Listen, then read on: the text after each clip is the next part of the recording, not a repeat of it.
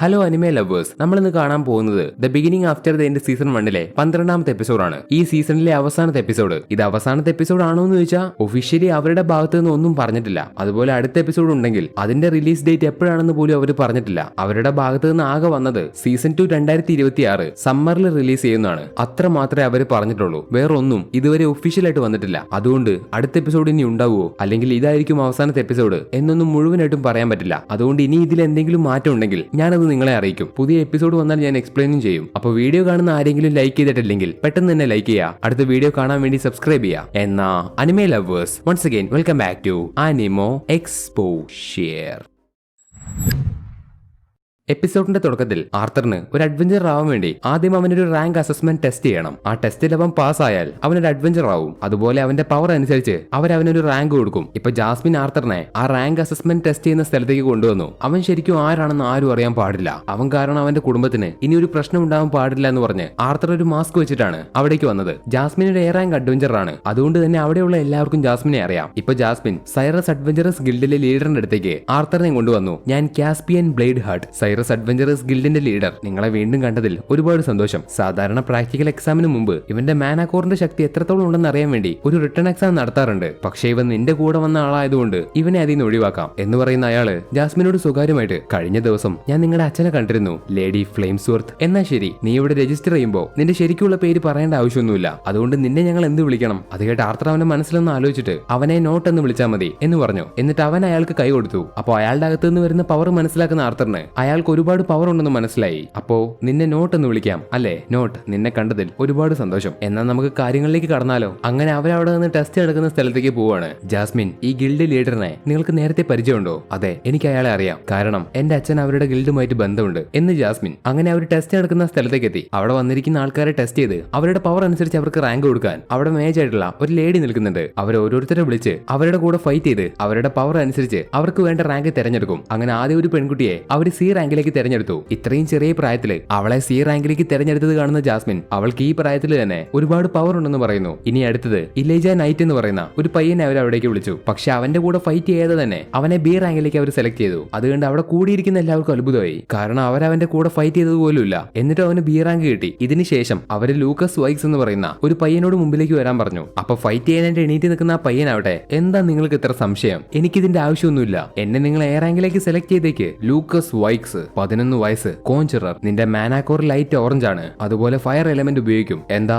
ഞാൻ പറഞ്ഞത് ശരിയല്ലേ എന്ന് അവിടെയുള്ള സ്ത്രീ അവന്റെ പവറിനെ പറ്റി പറയുന്നു. അപ്പൊ അവനെ കാണുന്ന ആർത്തർ എൽഫുകളെ പോലെയുള്ള അവന്റെ ചെവിയാണ് ശ്രദ്ധിക്കുന്നത്. അവൻ അതേ ചെവിയുള്ള ടെസിയെ അപ്പൊ ഓർമ്മ വന്നു. ഇപ്പൊ അവിടേക്ക് ഫൈറ്റ് ചെയ്യാൻ വേണ്ടി വന്ന ലൂക്കസ് ഇതൊക്കെ എന്ത് നിസ്സാരം എന്നൊരു രീതിയിൽ അവന്റെ പവർ ഉപയോഗിച്ച് ആ സ്ത്രീയെ അറ്റാക്ക് ചെയ്യുന്നു. പക്ഷേ അവരത് തടഞ്ഞു. അത് കാണുന്ന ലൂക്കസ് ഓടി വന്ന് അവന്റെ ഫയർ എലമെന്റ് കൊണ്ട് അവരെ അറ്റാക്ക് ചെയ്യുന്നു. അത് കാണുന്ന ആർത്തർ ആവട്ടെ അവനെ കൊണ്ട് ആ ഫയർ കൺട്രോൾ ചെയ്യാൻ പറ്റുമോ എന്നവൻ ചിന്തിക്കുന്നത് പോലെ തന്നെ സംഭവിച്ചു. ലൂക്കസിനെ അറ്റാക്ക് ചെയ്യാൻ മാത്രമേ കഴിയുള്ളൂ. അവനെ കൊണ്ട് അത് കൺട്രോൾ ചെയ്യാൻ പറ്റുന്നില്ല. ഇപ്പൊ അവൻ ചെയ്ത അറ്റാക്ക് കാരണം അവിടെ മുഴുവൻ നശിക്കാറാകുമ്പോ ആ സ്ത്രീ അവരുടെ പവർ ഉപയോഗിച്ച് ലൂക്കസിന്റെ കൺട്രോൾ വിട്ട് വരുന്ന അറ്റാക്കിനെ അവർ തടഞ്ഞു. ലൂക്കസ് വൈക്സ്, നീ നല്ലതുപോലെ കാര്യങ്ങളെല്ലാം ചെയ്തു. നിന്റെ മാന പവർ എത്രത്തോളം ഉണ്ടെന്ന് എനിക്ക് മനസ്സിലായി. അതുപോലെ നീ ഉപയോഗിക്കുന്ന മന്ത്രങ്ങളും ഒരുപാട് ശക്തിയുള്ളതാണ് എന്നിങ്ങനെ അവർ ലൂക്കസിനോട് പറയുമ്പോൾ അവൻ അവരുടെ മുമ്പിൽ തോറ്റ ദേഷ്യത്തില് അവർ സംസാരിച്ചുകൊണ്ട് നിൽക്കുന്ന സമയത്ത് തന്നെ അറ്റാക്ക് ചെയ്യുന്നു. പെട്ടെന്ന് ആർത്തർ അതിനിടയിലേക്ക് ഒരു കത്തി വലിച്ചെറിഞ്ഞ് അവന്റെ ആ അറ്റാക്കിനെ തടഞ്ഞു. ഇത് ശരിയല്ല. അവൻ എന്തിനാ ഞാൻ ഫൈറ്റ് ചെയ്യുന്നതിന്റെ ഇടയിൽ ഇടപെട്ടെ? എനിക്ക് ഒന്നും കൂടെ ഫൈറ്റ് ചെയ്യണം എന്ന് പറഞ്ഞ് ലൂക്കസ് ദേഷ്യപ്പെടുന്നു. ഇല്ല, ഫൈറ്റ് ആദ്യമേ അവസാനിച്ചു. അതിന്റെ ഇടയിൽ കയറി അറ്റാക്ക് ചെയ്തത് നിന്റെ തെറ്റാണ്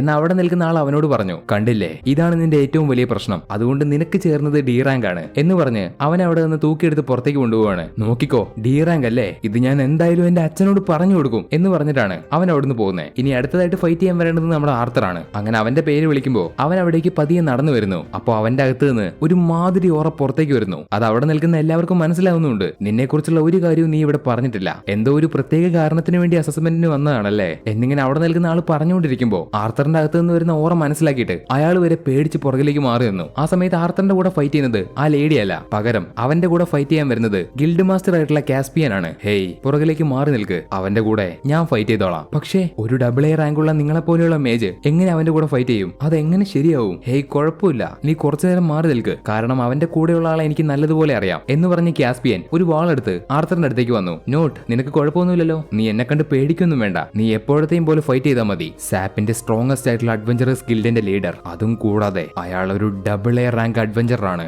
എനിക്ക് തോന്നുന്നത് ഇതൊരു സാധാ പ്രാക്ടിക്കൽ എക്സാം പോലെ ആവില്ല എന്നിങ്ങനെ മനസ്സിലിരിക്കുന്ന ആർത്തർ ഒന്ന് ചിരിക്കുന്നു. എന്നാ നമുക്ക് തുടങ്ങിയാലോ എന്ന് കാസ്പിയൻ. അങ്ങനെ രണ്ടുപേരും ഓടി വന്ന് അവരുടെ വാള് വീശി പരസ്പരം ഫൈറ്റ് ചെയ്യാണ്. അവിടെ കട്ട് ചെയ്താൽ അടുത്ത സീനിൽ കാണിക്കുന്നത് ആർത്തറിനെ ഒരു ബി റാങ്ക് അഡ്വഞ്ചർ ആയിട്ട് അവർ തെരഞ്ഞെടുത്തു. അതുകൊണ്ട് ഇന്ന് മുതൽ ആർത്തർ ഒരു അഡ്വഞ്ചർ ആണ്. ഇതേ സമയത്ത് ഗിൽഡ് മാസ്റ്ററിന്റെ റൂമിലേക്ക് നേരത്തെ ഫൈറ്റ് നടത്തിക്കൊണ്ടിരുന്ന രണ്ടുപേരും ഒന്ന് സംസാരിക്കുന്നു. നിങ്ങൾ എന്തുകൊണ്ടാണ് ഇത് ചെയ്തേ, ഞങ്ങളോട് പറ. ഒരു ദിവസം തന്നെ നിങ്ങൾ ഒന്നിൽ കൂടുതൽ ബി റാങ്ക് അഡ്വഞ്ചറേഴ്സിനെ തെരഞ്ഞെടുത്തു. അത് കൂടാതെ അവരെല്ലാവരും കുട്ടികളാണ്. അത് കേട്ട് അവരോട് കാസ്പിയൻ, 6 മാസങ്ങൾക്ക് മുമ്പ് സൈറസിൽ എന്താണ് സംഭവിച്ചതെന്ന് നിങ്ങൾക്ക് ഓർമ്മയുണ്ടോ? നിങ്ങൾ പറഞ്ഞു വരുന്നത് 3 രാജ്യങ്ങളും തമ്മിൽ നടത്തുന്ന ആ കൾച്ചറൽ എക്സ്ചേഞ്ചിനെ കുറിച്ചാണോ പറയുന്നത്? അത് കേട്ട് കാസ്പിയൻ, അത് മാത്രമല്ല, ഈ സാപ്പിലില് എൽഫുകൾക്കും ഡ്വാർഫുകൾക്കും അഡ്വഞ്ചറേഴ്സ് ആവാനുള്ള അംഗീകാരം കൊടുക്കാറുണ്ട്. അപ്പോ നിങ്ങൾ പറഞ്ഞു വരുന്നത് നേരത്തെ കണ്ട കുട്ടികൾ എൽഫുകളും ഡ്വാർഫുകളും ആണോ? അതെ, ലൂക്കസ് വൈക്സ് അവനൊരു പകുതി എൽഫാണ്. പക്ഷെ അവൻ ജീവിക്കുന്നത് സാപ്പിനിലാണ്. അവൻ എങ്ങനെയാണ് ജനിച്ചതെന്നൊന്നും ആർക്കും അറിയില്ല. പക്ഷെ എനിക്ക് തോന്നുന്നത് അവന്റെ പാരന്റ്സ് എൽഫുകളായിട്ടുള്ള അടിമകളാണ്. അവനെ പോലെയുള്ള മേജുകൾക്ക് ജന്മം കൊടുക്കുന്നത് വൈക്സ് ഫാമിലി ആണെന്നാണ് പൊതുവെ അറിയപ്പെടാറ്. അപ്പോ ഇലൈജ നൈറ്റ് എന്ന് പറയുന്ന പയ്യൻ ഏതാ? അവനെ കുറിച്ചുള്ള കൂടുതൽ കാര്യങ്ങളൊന്നും ഞങ്ങൾക്കറിയില്ല. അതെ, അവനെ മാത്രം എന്താ എക്സാമിൽ നിന്ന് മാറ്റി നിർത്തിയത്? അതുപോലെ നിങ്ങൾ അവനെ ബി റാങ്കിലേക്ക് തെരഞ്ഞെടുത്തു. അത് കേട്ട് കാസ്പിയൻ, ഒരു ബി റാങ്കിലേക്ക് തെരഞ്ഞെടുക്കാൻ മാത്രം അവന് ശക്തി ഉണ്ടെന്ന് എനിക്കറിയാം. അതുപോലെ അവൻ വളർന്നു വന്നത് ഡോർഫുകളുടെ രാജ്യത്താണെങ്കിലും അവനൊരു മനുഷ്യനാണ്. അതിരിക്കട്ടെ, അപ്പൊ നിങ്ങളുടെ കൂടെ ഫൈറ്റ് ചെയ്ത ആ മാസ്ക് വെച്ച ആർഗ്യുമെന്റർ പയ്യൻ ഏതാ? ലൂക്കസിനെയും എലേജയെയും കുറിച്ച് എനിക്ക് എന്തെങ്കിലുമൊക്കെ അറിയാം. പക്ഷെ അവനെ കുറിച്ച് എനിക്ക് ഒരു കാര്യവും അറിയില്ല. ശരിക്കും പറയുകയാണെങ്കിൽ എനിക്ക് അവൻ ആരാണെന്ന് പോലും അറിയില്ല. പക്ഷെ ഒരു കാര്യം ഉറപ്പാണ്, അവൻ എൽഫുകളുടെയും ഡ്വാർഫുകളുടെയും അടുത്ത് നിന്ന് വരുന്നവനല്ല. ഇത് കൂടാതെ എടുത്തു പറയേണ്ട ഒരു കാര്യം, നമ്മുടെ രാജ്യത്തിലെ തന്നെ സ്ട്രോങ്ങസ്റ്റ് ആയിട്ടുള്ള ഫയർ എലമെന്റ് ഉപയോഗിക്കുന്ന മേജുകളുടെ ഫാമിലി ആയിട്ടുള്ള ഫ്ലെയിം സൂർത്ത് ഫാമിലിയിലെ മെമ്പറാണ് അവന്റെ കൂടെ ഉള്ളത്. ഓ, അപ്പൊ അതുകൊണ്ടാണല്ലേ അവന് ഫയർ എലമെന്റ് ഉപയോഗിക്കാൻ കഴിയുന്നേ? ഹേയ്, ഒരിക്കലുമല്ല. അവന്റെ പ്രത്യേകത എന്താണെന്ന് വെച്ചാൽ അവൻ നല്ലതുപോലെ അവന്റെ വാള് വീശും. പക്ഷെ അവന്റെ പ്രശ്നം എന്താണെന്ന് വെച്ചാൽ അവന്റെ കഴിവിനനുസരിച്ച് അവന്റെ ശരീരം വളർന്നിട്ടില്ല. പക്ഷെ അവൻ ഇനി വളർന്നു വരുന്തോറും അവൻ എന്തുതരം മനുഷ്യനായിട്ട് മാറുമെന്ന് പറയാൻ പോലും പറ്റില്ല എന്നിങ്ങനെ അവർക്ക് പറഞ്ഞു കൊടുക്കുന്ന കാസ്പിയൻ നേരത്തെ ആർത്തറിന്റെ കൂടെ ഫൈറ്റ് ചെയ്ത കാര്യം മനസ്സിൽ ഓർത്തെടുക്കുന്നു. ഇതേ സമയത്ത് ഇവിടെ ജാസ്മിന്റെ കൂടെ നിൽക്കുന്ന ആർത്തറും അവന്റെ മനസ്സിൽ നേരത്തെ നടന്ന കാര്യമാണ് ഓർക്കുന്നത്. അപ്പൊ ജാസ്മിൻ അവനോട്, ഹേയ് നോട്ട്, നിനക്ക് കുഴപ്പമൊന്നുമില്ലല്ലോ.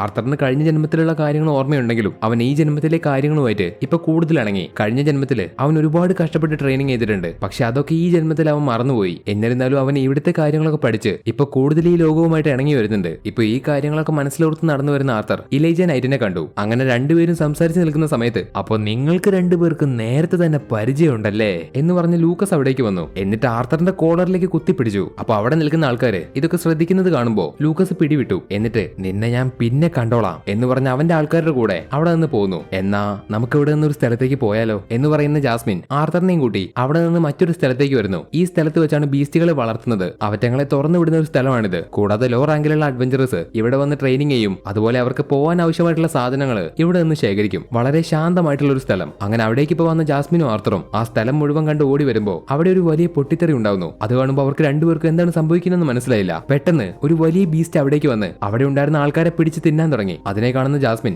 ആർത്തറിനെയും വിളിച്ച് അവിടെ നിന്ന് തിരിഞ്ഞോടുന്നു. ആ മോൺസ്റ്റർ ഈ സ്ഥലത്തുള്ളതല്ല, പകരം അതിനെ ജീവനോടെ കൊണ്ടുവരുന്ന സമയത്ത് അത് ഇവിടെ വെച്ച് കൂട് തകർത്ത് രക്ഷപ്പെട്ടതാണ്. ഈ കാര്യം ജാസ്മിനും ആർത്തറും കാണുന്നുണ്ട്. പെട്ടെന്ന് ആ ബീസ്റ്റ് അവർക്ക് നേരെ ഓടി വന്ന് അവരെ അറ്റാക്ക് ചെയ്യുന്നു. അപ്പോ ആർത്തർ അതിനെ അറ്റാക്ക് ചെയ്യാൻ തുടങ്ങുമ്പോൾ ജാസ്മിൻ അവനോട്, ഇതിനെ ഞാൻ നോക്കിക്കോളാം, നീ തിരിഞ്ഞോടിക്കോ എന്ന് പറഞ്ഞ് ജാസ്മിൻ ആ ബീസ്റ്റിനെ അറ്റാക്ക് ചെയ്യുന്നു. പക്ഷെ ജാസ്മിന് ആ ബീസ്റ്റിനെ കൊല്ലാൻ കഴിയുന്നില്ല. അത് അവളെ പെട്ടെന്ന് തിരിച്ച് അറ്റാക്ക് ചെയ്തു. അത് കാണുന്ന ആർത്തർ അവിടെ ഓടി വന്ന് ജാസ്മിനെ രക്ഷപ്പെടുത്തി. ആ സമയത്ത് ആ ബീസ്റ്റ് അവിടെ ചുറ്റും ഉണ്ടായിരുന്ന ആൾക്കാരെ കണ്ട് അവരെ കൊല്ലാൻ പോവുകയാണ്. അത് കാണുന്ന ജാസ്മിൻ പെട്ടെന്ന് ഓടി വന്ന് അവരുടെ ഇടയിൽ കയറി നിൽക്കുന്നു. അപ്പോ ആ ബീസ്റ്റ് ജാസ്മിനെ അറ്റാക്ക് ചെയ്യാൻ ഓടി വരുന്നു. അത് കാണുന്ന ആർത്തർ അവന്റെ മനസ്സിൽ, ഈ പ്രാവശ്യം എനിക്ക് തെറ്റില്ല എന്ന് ചിന്തിച്ച് പെട്ടെന്ന് തന്നെ ഓടി വന്ന് അവന്റെ ഫയർ എലമെന്റ് ഉപയോഗിച്ച് ആ ബീസ്റ്റിനെ കുത്തിക്കൊന്നു. ഇതിനുശേഷം ജാസ്മിനും ആർത്തറും രാത്രി ഒരുമിച്ചിരിക്കുമ്പോൾ അവൾക്ക് നടന്ന സംഭവങ്ങൾ അവൾ ആർത്തറിനോട് പറയുന്നു. ഞാനൊരു അഡ്വഞ്ചറർ ആയത് എന്റെ കുടുംബത്തിന്റെ അടുത്ത് നിന്ന് രക്ഷപ്പെടാൻ വേണ്ടിയാണ്. എന്റെ ഫാമിലി ഫ്ലെയിം സൂർത്ത് ഒരുപാട് മികച്ച മേജുകളുള്ള ഫാമിലിയാണ്. ഉള്ളതിൽ വെച്ച് ഫയർ എലമെന്റിലാണ് ഞങ്ങൾക്ക് ഏറ്റവും ശക്തിയുള്ളത്. ഇങ്ങനെയുള്ള ഒരു ഫാമിലിയിൽ ജനിച്ചതിന് എനിക്ക് ഒരുപാട് അഭിമാനമുണ്ട്. എന്റെ സഹോദരങ്ങളെക്കാൾ ആദ്യം ഞാൻ എന്റെ മാജിക് അവേക്കൻ ചെയ്തു. അത് കണ്ട എന്റെ പാരന്റ്സിനാവട്ടെ എന്നിൽ ഒരുപാട് പ്രതീക്ഷ ഉണ്ടായിരുന്നു. ചിലപ്പോ